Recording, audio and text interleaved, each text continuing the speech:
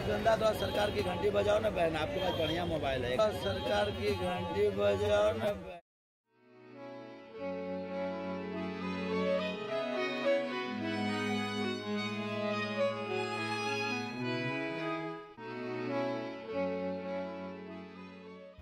Welcome back guys, I am very happy to see your response on my last video. So आप लोगों ने देखा कि हम लोग सिद्धिविनायक मंदिर थे और हम निकले थे मुंबई दर्शन की तरफ।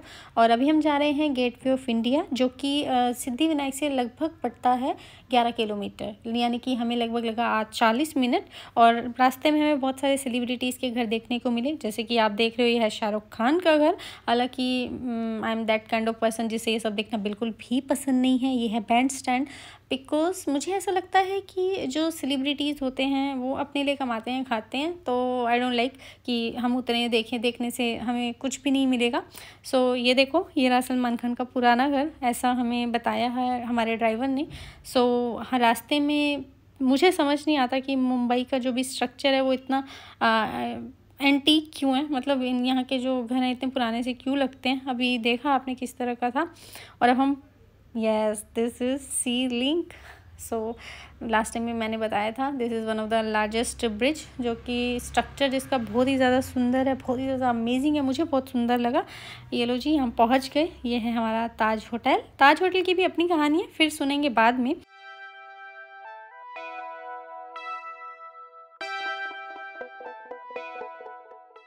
शुरू में मुझे ऐसा लगा जैसे मैं किसी लोकल मार्केट में आ गई हूँ, जहाँ पे छोटी छोटी सी स्टॉलें हैं लोगों की, जहाँ सामान बिक रहा है खाने पीने का।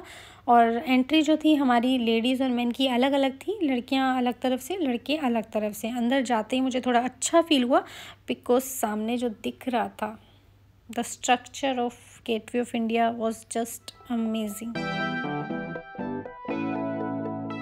अगर कोई मुंबई का नाम ले तो सभी के मन में बहुत सारी चीज़ें आती हैं, जैसे कि बीचेस, पब्स, कैफ़ेज़, केव्स और हाँ, बॉलीवुड। लेकिन मैं बताना चाहूँगी कि सिर्फ इन्हीं चीज़ों की वजह से नहीं, मुंबई में बहुत सारे हिस्टोरिकल वंडर्स भी हैं, जिसमें से एक है गेटवे ऑफ इंडिया। इसे मुंबई का ताजमहल भी कहा जाता है। ये भारत का एक ऐतिहासिक स्मारक है जो मुंबई में होटल ताज के बिल्कुल सामने है।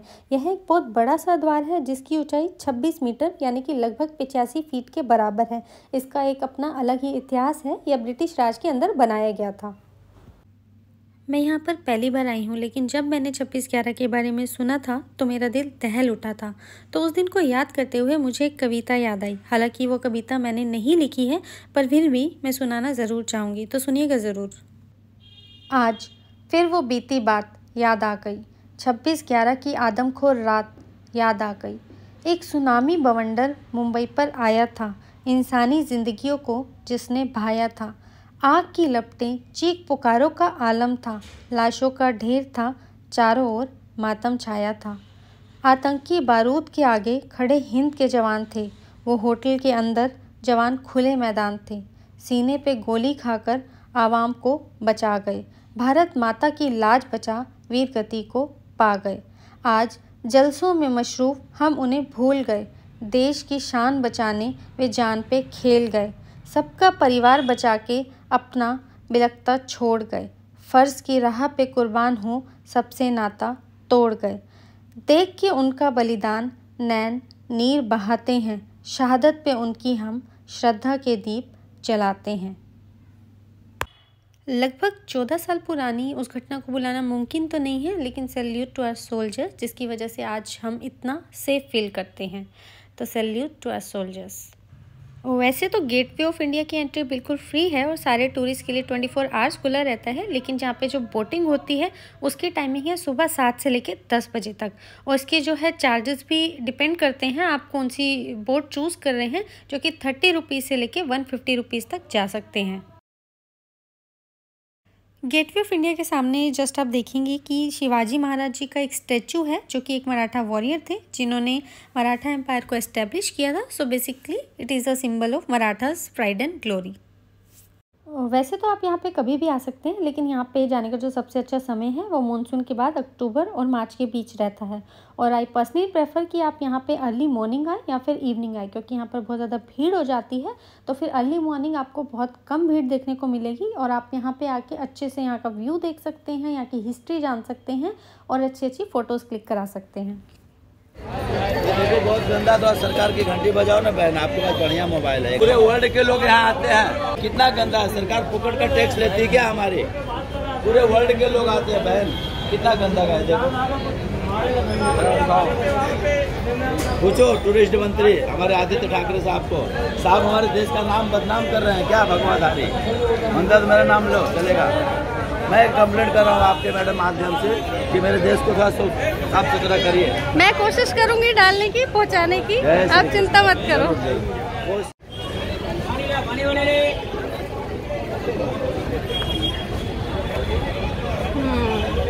भारत का सबसे बड़ा होटल 5 स्टार ताजमहल, ताजमहल के नजदीक कितनी अच्छी साफ सफाई है बहन, आप देख सकती हैं। और हमारी सरकार लाखों रुपए टैक्स हमसे लेती है साल में, फिर भी हमको साफ सफाई नहीं देती। ये आपके माध्यम से थोड़ा सा। सो आई नेवर एक्सपेक्टेड दैट, मतलब this was least expected.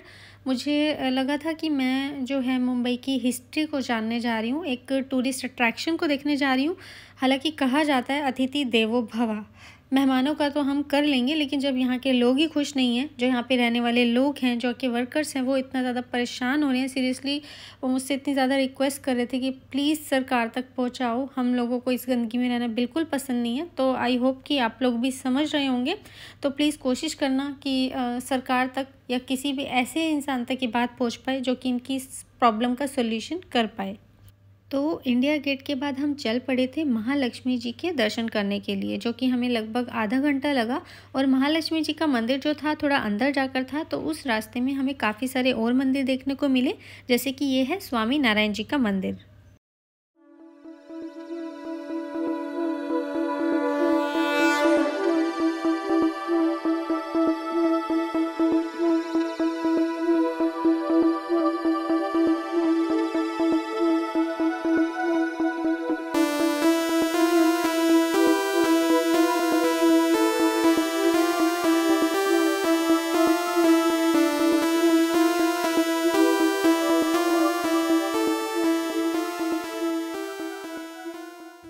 Swami Narayan मंदिर जो है स्वामी नारायण संप्रदाय का ही एक भाग है, और आप देखेंगे कि ये मंदिर देखने में इतना सुंदर लग रहा था। हमने यहाँ पे स्वामी नारायण जी के दर्शन किए और फिर प्रसाद लिया और फिर चल पड़े महालक्ष्मी मंदिर के दर्शन करने।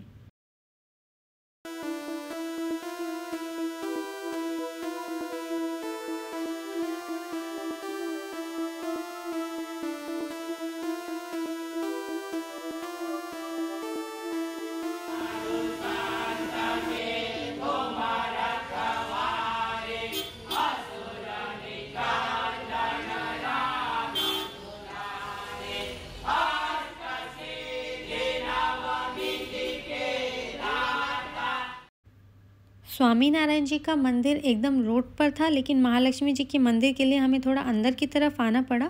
तो रास्ते में हमें हनुमान जी का भी मंदिर दिखा, तो हमने पहले हनुमान जी के दर्शन किए और फिर हम रास्ता तय करते हुए पहुंच गए महालक्ष्मी जी के मंदिर। अंदर एंट्री करने से पहले आपको अपनी चप्पलें उतारनी पड़ेंगी, उसके बाद यहाँ से आप लक्ष्मी जी के लिए कमल का फूल ले सकते हैं। और एंट्री के लिए आप देखेंगे कि लेडीज़ और मेन की तो अलग अलग लाइनें हैं।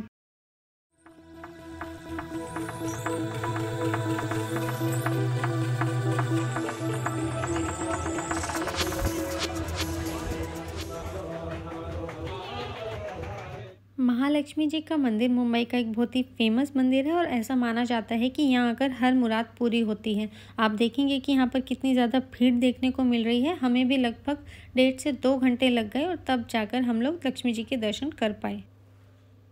महालक्ष्मी मंदिर में 3 देवियों की मूर्ति को स्थापित किया गया है, जिसमें कि महाकाली, महालक्ष्मी और महासरस्वती हैं। तीनों ही मूर्तियों को नोज रिंग्स, गोल्ड बैंगल्स और पर्ल नेकलेसेस से सजाया गया है। महालक्ष्मी की मूर्ति बीच में देखने को मिलती है, जो कि हमेशा कमल के फूल को पकड़े रहती है। लक्ष्मी जी के दर्शन करने से पहले आपको यहाँ पर गणेश जी की भी एक मूर्ति नज़र आएगी, जिसके आप दर्शन कर सकते हैं।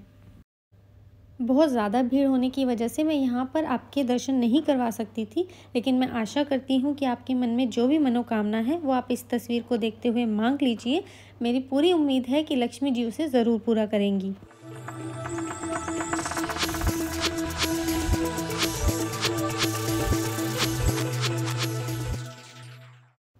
मुझे उम्मीद है कि आपको भी लक्ष्मी जी के अच्छे से दर्शन हुए होंगे। तो हमने लक्ष्मी जी के अच्छे से दर्शन किए, वहाँ से प्रसाद लिया और निकल पड़े।